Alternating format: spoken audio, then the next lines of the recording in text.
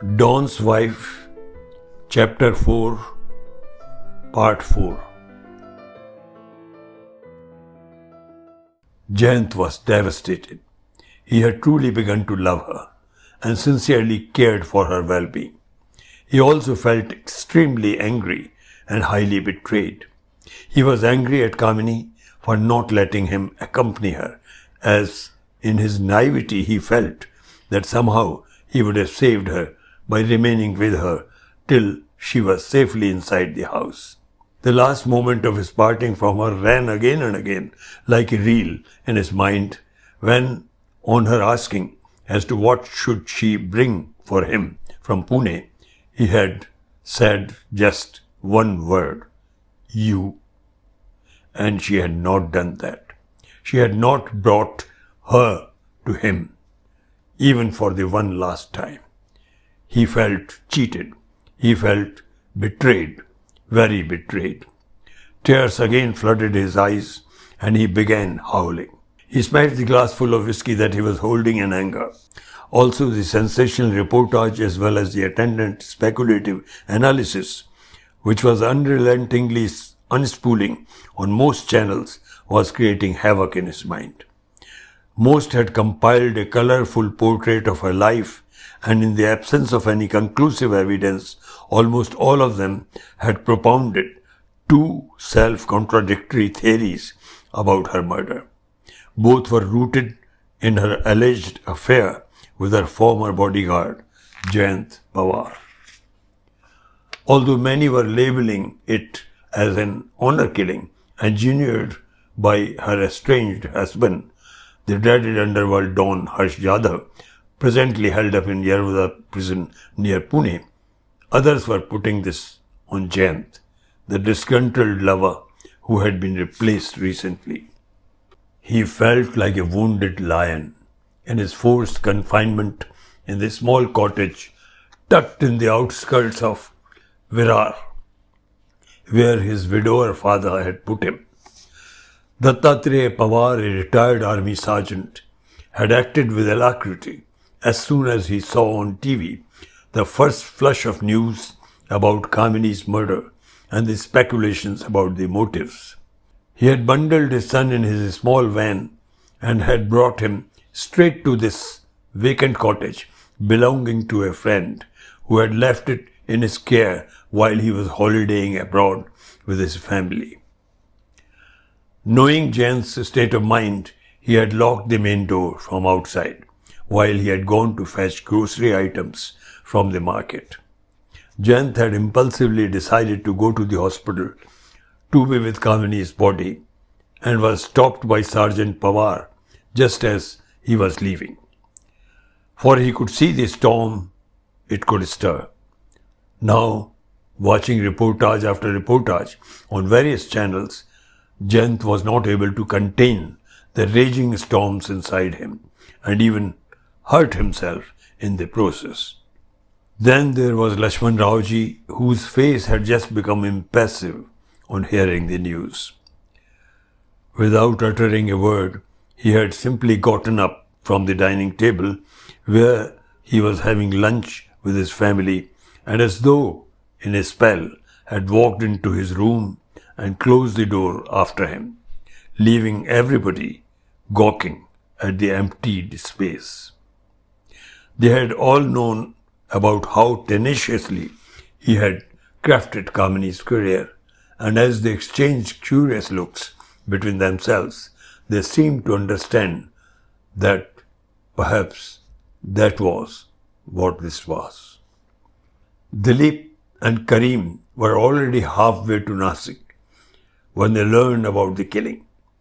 After leaving Kamini's house, they had straight gone home and had just dumped some casual wear in their handbags before dropping the tempo at their friend's garage, and then had boarded the first available bus for Nasik. Gripped by their turmoil, they were blissfully unaware of the devastating news while on the bus, as there was no access to any radio or TV news on board. They learned about it by sheer chance at one of the stops en route, where they had gotten down to relieve themselves and have some tea. The in-house TV of the cafe was running some old Hindi film when they were waiting for their tea at the counter. Just then, one of the customers wanted to check the score of some cricket match and requested the owner to change to a news channel only for a minute during a commercial break. While everybody was stunned by the shocking news, Kareem and Dilip were completely jolted out of their wits. They were both totally unsettled, but unable to express their feelings or cry aloud as they would have liked to have done. They could not even discuss the murder with each other or speculate about the identity of the killer in the presence of their fellow passengers. Result, they sat dazed in their seats before simply closing their eyes and sinking into their individual hells. Extreme guilt had almost incapacitated them both.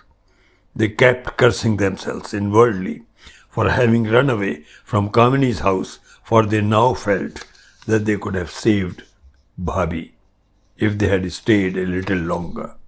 After 3 consecutive long nights at the In Touch, in addition to fairly busy 2 days running other errands, Shelley had at last managed to have a whole day's restful sleep before checking in for another full night.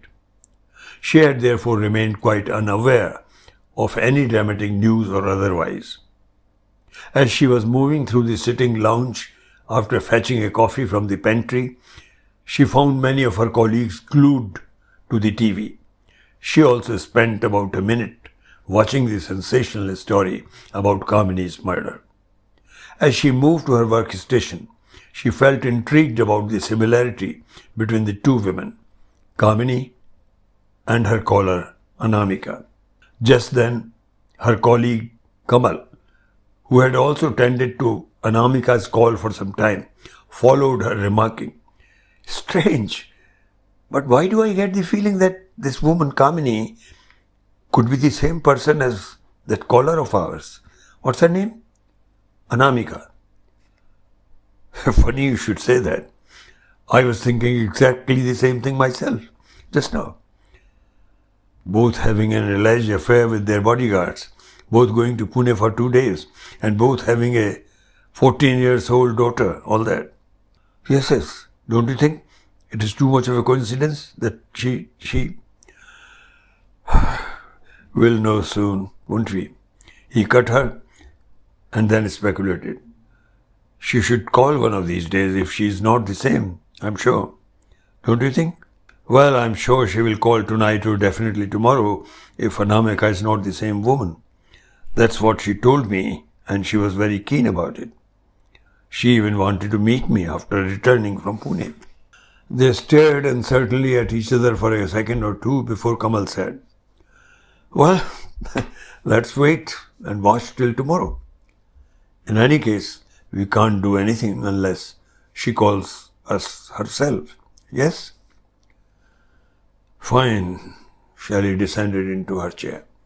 The body was going to be brought to the house at midnight to save any commotion on account of the unwanted crowd.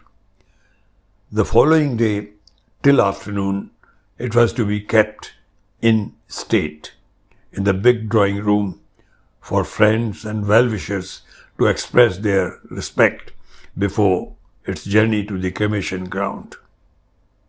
At night, the body was to be laid in Kamini's own room under the supervising presence of only 2 persons, Meenu and Jamnabai. As their investigation had not even started in earnest, the police had cordoned off the area where Kamini was felled, rendering it out of bounds for the congregation anticipated the next day. The empty shells of the 2 bullets which were fired at her had been claimed by the police and already sent for forensic examination.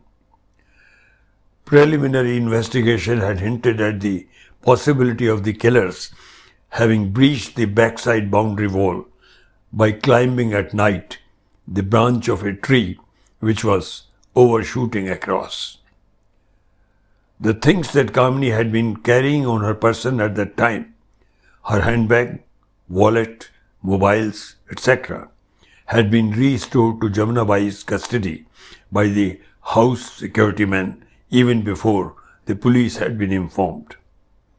Her third and most private cell phone, which Jamunabai well recognized, had been safely put away by her in her own Almira.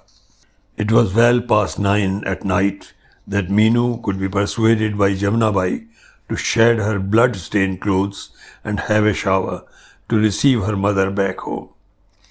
Meenu carefully folded her mourning clothes in a parcel and put it in her wardrobe. Both Jamunabai and she showered and changed into new clothes. They rearranged Kamini's room, which both of them had decorated only that morning, decking it up with flowers, incense sticks, and puja paraphernalia. Kamini's favorite bhajans were put on the play softly. Past midnight, when Kamini arrived, it was truly a welcoming atmosphere. She was properly embalmed to restore her radiance. After a symbolic ritualistic bath, she was draped in a red sari blouse with attendant bridal jewelry, as after all, she had departed a suhagan. When she lay on her new bed, made up of slabs of ice, she seemed to be sleeping calmly, secure in the feeling that the two women nearest and dearest to her were seated on her either side, one to whom she was a mother, and the other to whom she had been like a daughter. For Jamuna, the moment overwhelmed her and her mind went back in time, just as it was happening with the other protagonists of Kamini's world, Meenu, Harsh, Jayant, Bhau, etc., to when it all began.